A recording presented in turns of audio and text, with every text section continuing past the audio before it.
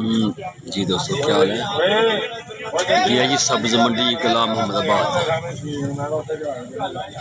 ये आप देख सकते हैं, अदरक, प्याज, मिर्च, टमाटर, हर चीज़ अवेलेबल। दूर तक आप देख सकते हैं, सामान ही सामान, सब्ज़ी, टमाटर, मिर्च, प्याज, धनिया, पुदीना, हर किस्म की सब्ज़ी।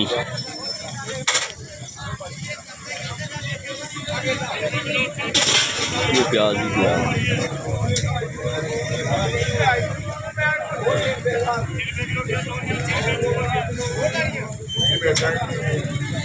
मिर्चा 3 किलो, 2 किलो, 2 किलो।